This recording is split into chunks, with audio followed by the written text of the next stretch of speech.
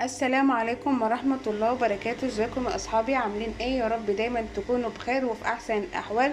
عايزه اقول لكم اللي مشتركش معايا في القناه يشترك معايا وتفعل الجرس عشان يوصل لكم كل جديد، وتشجعوني بلايكاتكم الحلوه الجميله. نبدا الفيديو ونقول بسم الله. طبعا انا معايا اللي هو القرنبيط زي ما انت شايفاه كده بالشكل دوت القرنبيط.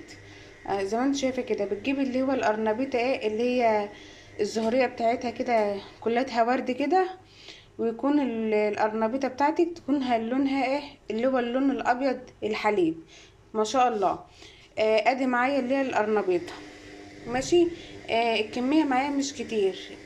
حسب انت الكميه بتاعتك بقى، عايزه تعملي قرنبيطه كبيره عادي، عايزه تعملها ايه وسط اعملي على حسب ما انت ايه عايزه القرنبيط.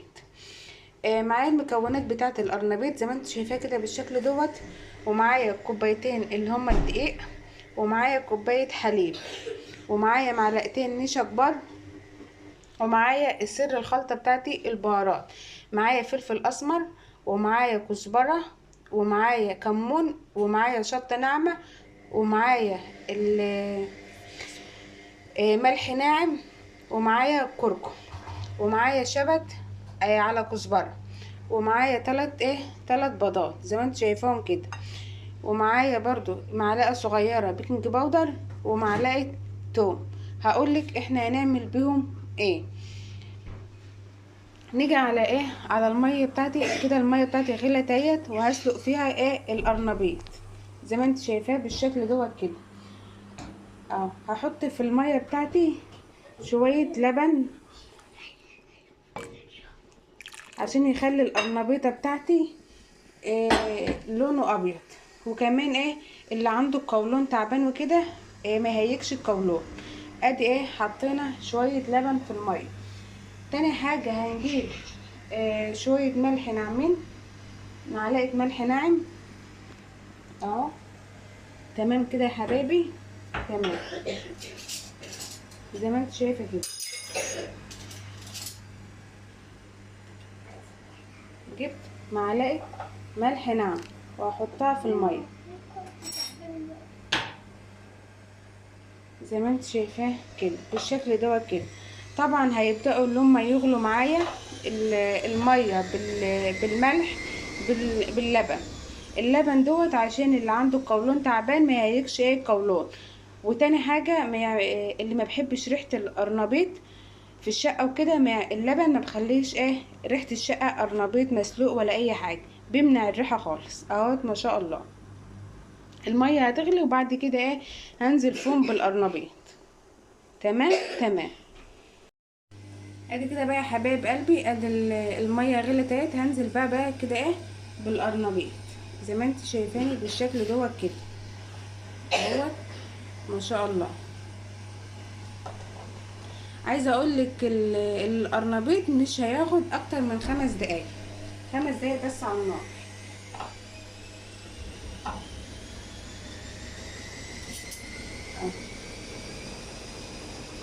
ما شاء الله كده ايه القرنبيط بتاعي هيقعد بس على النار 5 دقايق.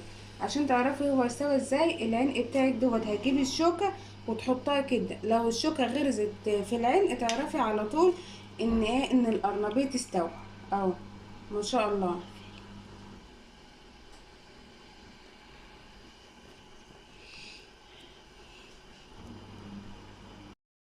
نيجي بقى يا حبايب قلبي للخلطه للخلطه بتاعتي.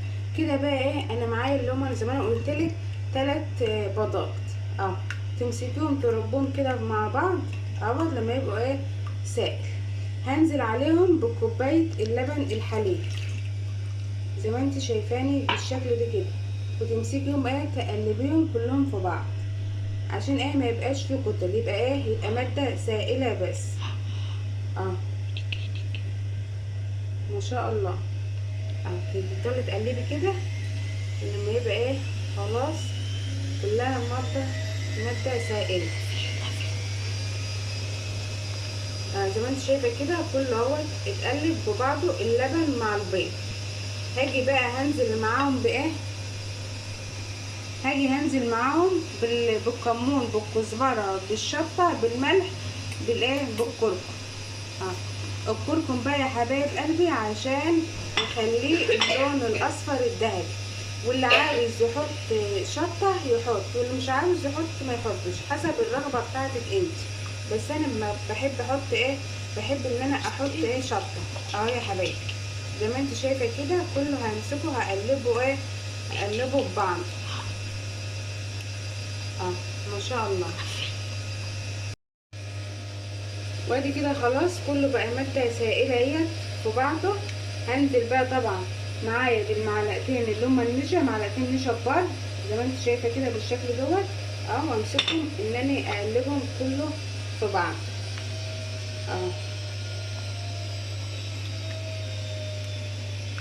لازم الماده السائله بتاعتي كله ما يبقاش فيه كتل، ولا يبقى فيه حاجه مكلكعه ولا اي حاجه. ما شاء الله. بألف هنا وشفا يا رب على اللي هياكل.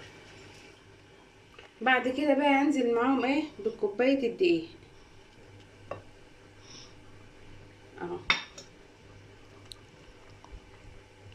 هنزل واحده واحده على حسب بقى انت. لو لقيتي حطيتي كوبايتين ان هما الدقيق، لو انت عندك كميه وحطيتي كوبايتين دقيق ولقيت الماده لسه سائله تزودها دقيق تاني عادي مش مشكله.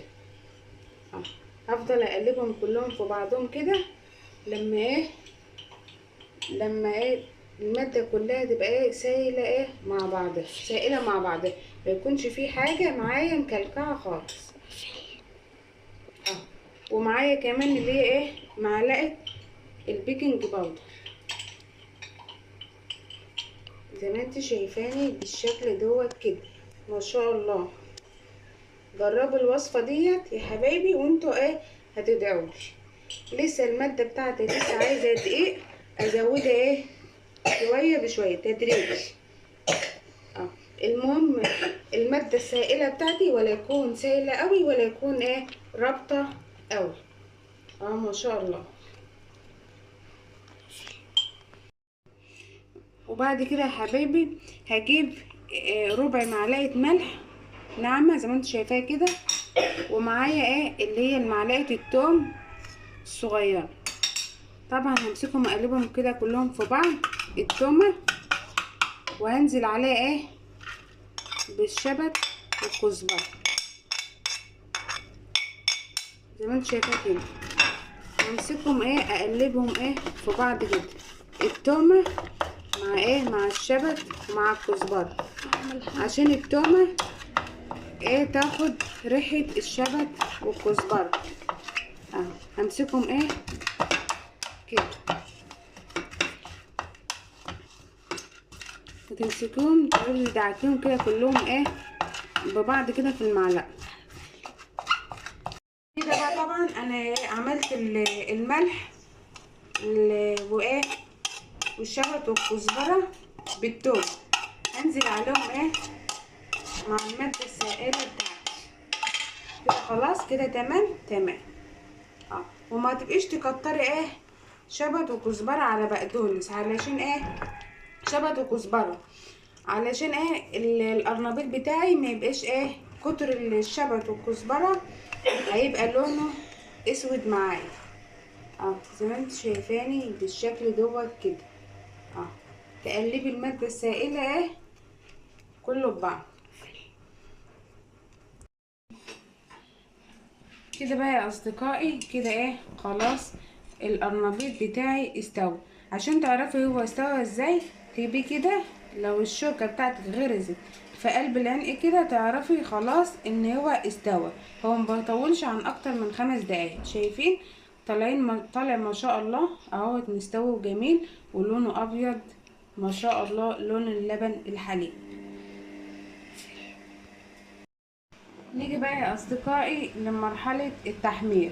طبعا علشان القرنبيط ما ياخدش منك زيت كتير، هتجيبي معلقه نشا وتحطها كده في الزيت، علشان القرنبيط ما ياخدش مني زيت كتير. معلقه نشا وتحطها في الزيت زي ما انت شايفاها بالشكل دوت كده. دي معلقه نشا كده معلقه النشا ديت مش هتخليك ان انت تحتاجي زيت كتير خالص.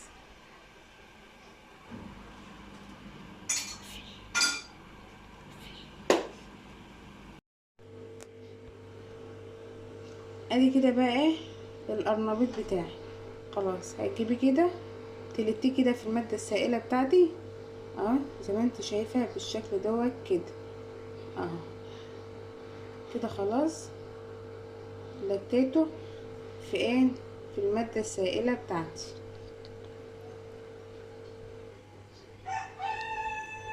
هاجي بقى ايه هحطه في الزيت.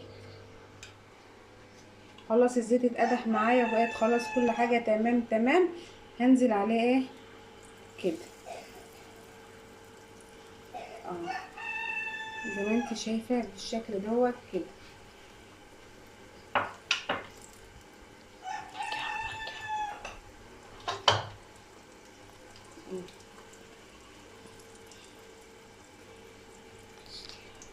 زي ما انت شايفاني كده